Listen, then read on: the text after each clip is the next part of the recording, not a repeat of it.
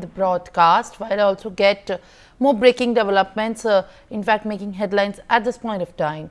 The BJP and the Congress, after the concluding of the final week of the winter session of the parliament, have registered counter complaints in the case alleged assault during the chaos outside the parliament. The Delhi police has transferred both the cases to the crime branch to investigate further. Meanwhile, Rahul Gandhi continues to demand the resignation of Union Home Minister Amit Shah, claiming that there has been an attack to the Constitution of India. Well, Kanika, अब इस समय जो कांग्रेस का कहना है after winter session has concluded, पूरा इस मामले पे जो उन्होंने कंप्लेंट दी है वो भी क्राइम ब्रांच इन्वेस्टिगेट कर रही है। बीजेपी ने जो कंप्लेंट दी है राहुल गांधी के खिलाफ वो भी क्राइम ब्रांच इन्वेस्टिगेट कर रही है। कांग्रेस के लीडर्स, सीनियर पार्टी कैडर इस समय क्या ऐसा स्टेटमेंट दे रहे हैं जो उनके ऊपर एफआईआर फाइल हुई है उसको लेकर भी, और जो चार्जेस हैं वो भी बहुत सीरियस तरीके से हैं। जो उन्होंने बोला है कि एक तरीके से हर्ट करने के लिए, फिजिकली पुश करने की जो इंटेंशन थी उससे काफी चार्जेस पुलिस ने लगाए हैं एफआईआर में।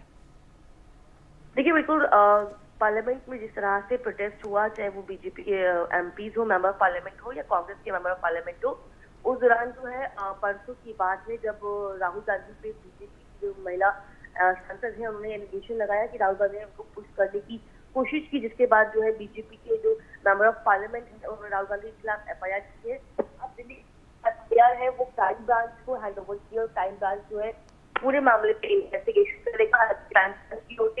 पूरा स्टेटमेंट भी आया जिसमें उन्होंने कहा है कि वो प्रॉपर जो है इस एलिगेशन पे इन्वेस्टिगेशन करेगा, चाहे वो पार्लियामेंट के सीसीटीवी कैमराज हो या उसके अलावा चीजें हो।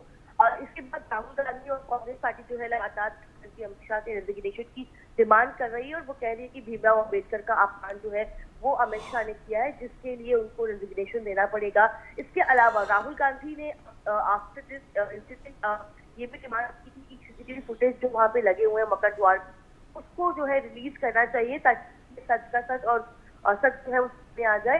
तो कहीं ना कहीं कांग्रेस पार्टी जो है वो लगातार दो डिमांड कर रही है। एक तो गृह मंत्री अमित शाह डिमांड कर रही है, उसके अलावा जो पार्लियामेंट के अंदर हर जगह जहाँ पे सीसीटीवी फुटेज लगे होते हैं और ये जो इंसिडेंट मकर द्वार पे हुआ वहां का जो सीसीटीवी फुटेज है उसको रिलीज करने की मांग जो है वो कांग्रेस पार्टी कर रही है। कल भी कांग्रेस पार्टी के लीडर है प्रमोद तिवारी और गौरव गोगोई, उन्होंने प्रेस कॉन्फ्रेंस करके यही डिमांड की थी कि सरकार को जो है वहां पे जो सीसीटीवी कैमराज लगे हैं उनकी फुटेज रिलीज करनी चाहिए। तो कांग्रेस को लगता है कि जब सीसीटीवी फुटेज जो है सामने आएंगी तो कहीं ना कहीं चीजें क्लियर हो जाएंगी। लेकिन बिल्कुल बीजेपी ने राहुल गांधी के खिलाफ जो है एफआईआर करवाया है, जिसमें सीरियस एलिगेशन जो है वो राहुल गांधी पे लगाए गए हैं, जिसमें असॉल्ट करने का एलिगेशन है, कहीं ना कहीं जो है डराने का एलिगेशन है। तमाम जो धाराएं होती हैं वो गंभीर धाराएं जो है वो राहुल गांधी पे लगाई है।